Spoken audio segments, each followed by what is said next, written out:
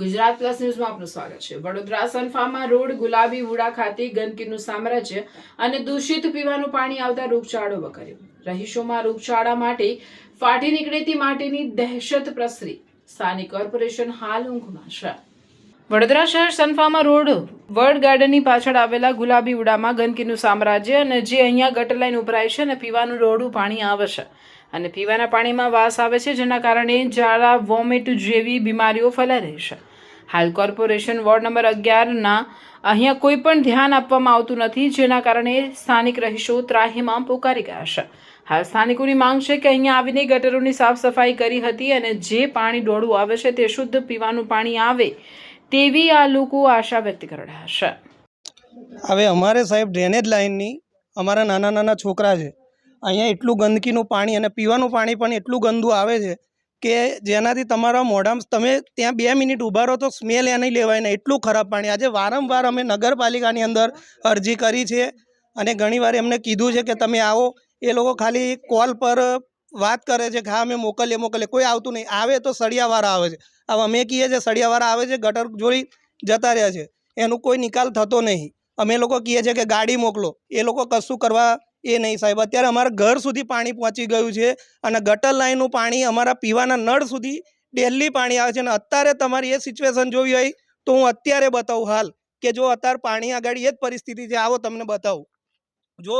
અને પાણી એટલું ગંદુ, અમારા નાના નાના છોકરા, અમે કામે ધંધે છીએ, બસ એક જ ધંધો અમારો છે, ઉઠીને નગરપાલિકામાં ફોન કરો કાં તો ત્યાં જાતે જાઓ, ત્યાં કમ્પ્લેન નોંધાવો, એ લોકો આપણને કહે છે આવી જશે, પણ સોલ્યુશન તો આવ્યું ને। આ છેલ્લા 1 વર્ષથી સાહેબ આ પરિસ્થિતિ છે, કોઈ આવતું જ નહીં સાહેબ। તેના કર્મચારી કામ કરવા વાળા આવે છે, એ લોકો આવે છે, પેલું ગટરનું ઢાંકણું જોવે છે ને પછી નાહી જાય છે। અમે આગળ વાત કરી દઈશું, કાલે ગાડી આવી જશે, કશું આવતું નહીં। આ તો લગભગ સાહેબ 5 વર્ષથી છે અને છેલ્લા વર્ષથી તો બહુ જ વધી ગઈ છે, ઘરની અંદર પાણી આવે છે।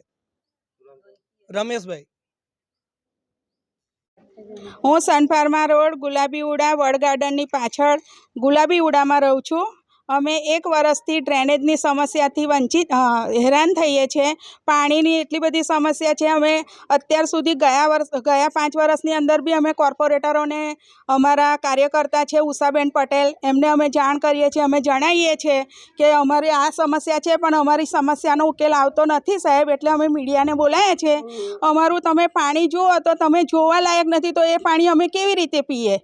અમને ઝાડા વામેટ ઉલટી અને બધું થાય છે। અમે એટલે હેરાન થઈ ગયા છે, નાના નાના છોકરાઓ બીમાર થાય છે, અમે ત્રાસી ગયા છે। એટલે અમે મીડિયા બોલાવી છે સાહેબ, હવે તમે કંઈ બી કરો। અમે અહીંયા ભારત દેશના જ વતની છે, અમે પાકિસ્તાન કે બાંગ્લાદેશથી આવ્યા નથી, તો અમે વિકાસથી વંચિત છે। એટલે અમે વિનંતી કરીએ છીએ કે અમારા પ્રોબ્લેમ સોલ્વ કરો।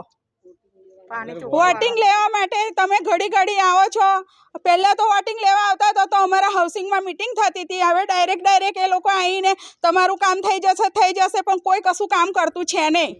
હવે હા, અમે વોર્ડ 11માં 50 થી 70 અમે ફોન કર્યા, કોન્ટેક્ટ કર્યા છે કોર્પોરેશનમાં, આવીને એ લોકો જોઈ જાય છે, સળિયા લઈને આવે છે। અમે કહીએ છીએ અમને જરૂર છે જેટિંગ મશીનની, પણ કોઈ આવતું નથી। અહીંયા એવું કહે છે કે ગટરની ઉપરનું પાણી તમે સાફ કરીને આપો તો પછી અમે જેટિંગ મશીન લઈને આવીએ। ઉષાબેન આવે છે, ખાલી ફોર્માલિટી બતાવે છે, ફોટા પડાવે છે, અહીંયાનું કશું કામ કરતા નથી। અહીંયા સમસ્યા કઈ છે? એક તો તમે પાણીની તો કઈ, હા, સાથે બીજી કઈ સમસ્યા? ડ્રેનેજની સમસ્યા છે।